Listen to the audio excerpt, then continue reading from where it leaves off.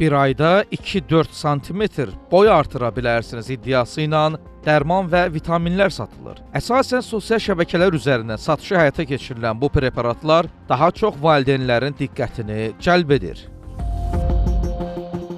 Paylaşımların rəy bölmələrinə nəzər saldıqda isə orta yaşlı şəxslər arasında da marağın olduğunu görə bilirik.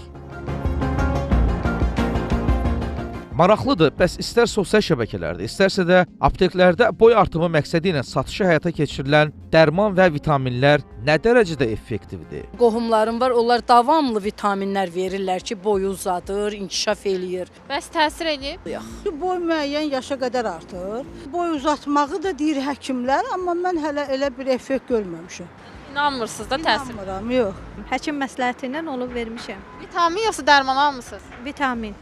Yəni effektiv olur. Həkim ölçəndə boy artması olub. Neçə yaşında vermisiniz? Hardasa 2 yaş 5 aylığından. Tibbi ekspert Zakir Quliyev bildirir ki, hər hansı dərman və ya qida əlavəsi qəbul edilməzdən əvvəl boyun qısa olmasının səbəbləri mütləq araşdırılmalıdır. Bu səbəblər genetik və ya hormonal mənşəli ola bilər. Yalnız həkim müayinəsi və məsləhətindən sonra mütəxəssisin tövsiyə etdiyi müalicə üsulundan istifadə etmək mümkündür. Ekspertin sözlərinə görə, son zamanlar sosial şəbəkələrdə mənşəyi məlum olmayan və boy uzatmaq məqsədi ilə təklif edilən dərman və vitaminlərin heç bir elmi sübut olunmuş təsiri yoxdur. Əksinə, bu cür preparatların qəbulu bir sıra sağlamlıq problemlərinə və müxtəlif xəstəliklərin yaranmasına səbəb ola bilər. Biz ümumiyyətlə dərman alarkən dərmanın birinci istehsal şirkəti önəmlidir. Səhiyyə Nazirliyi tərəfindən qeydiyyata alınıb-alınmadığı önəmlidir və yaxud da qida əlavəsidirsə, Qida Təhlükəsizliyi Agentliyi tərəfindən qeydiyyata alınıb-alınmaması önəmlidir. Çox təəssüflər olsun ki, tez-tez sosial platformalarda və yaxud da bəzi apteklərdə boy uzadır deyə dərmanlar verirlər.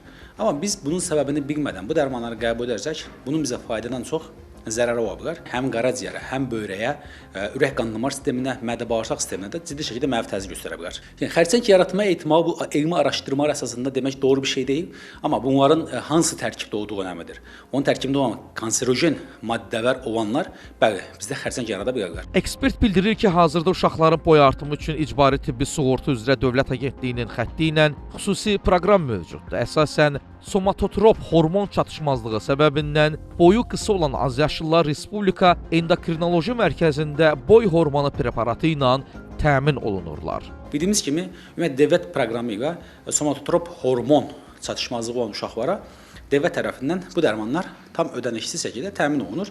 Qızlarda 14 yaşına qədər, oğlanlarda 16 yaşına qədər bu dərman preparatı ödənişsiz şəkildə verilir. Kimlərə verilir? Bu uşaqlarda əgər somatotrop hormon çatışmazlığı varsa, bunu da qərar verəcək adam endokrinoloq olaraq, uşaq endokrinoloq olaraq pediatrlar tərəfindən təyin olunmalıdır. Həkimin rəyi əsasında bu proqrama qoşulmaq lazımdır. Yoxsa bu gün mən yerimdən durdum, getdim deyim mən dövlət proqramına qoşun, o doğru bir şey deyil. Həkim rəyi əsasında bu dövlət proqramına alırıq biz. Tibbi ərazi bölmələrini idarə etmə birliyindən verilən məlumata görə isə istər dövlət, istərsə də özəl müəssisələrdə uşaqlar ətraflı laborator və instrumental müayinələrdən keçirilir. Boy hormonu çatışmazlığı, hestasiya yaşına görə az çəkili doğulan və boy qısalığı ilə müşayiət olunan müxtəlif sindromlu uşaqları onları izləyən həkimlər tərəfindən Respublika Endokrinoloji Mərkəzinə yönləndirilir. Mərkəzdə yaradılan komissiya təqdim olunan tibbi məlumatları qiymətləndirir və pasiyent dövlət tərəfindən müəyyən edilmiş meyarlara uyğun olduqda boy hormonu ilə təmin edilir. Qeyd olunur ki, yalnız estetik səbəblərlə boyu qısa olan və ya əks göstərişləri mövcud olan pasiyentlər bu müalicədən yararlana bilməz. 2020-ci ildən etibarən aparılan müşahidələr göstərir ki, boy hormonu preparatı həkim nəzarəti altında və düzgün istifadə edildikdə müsbət nəticələr verir. Aylin Rəsulzadə, Üzeyir Ağayevaya, Süleyman Soy xəbər ertəsi.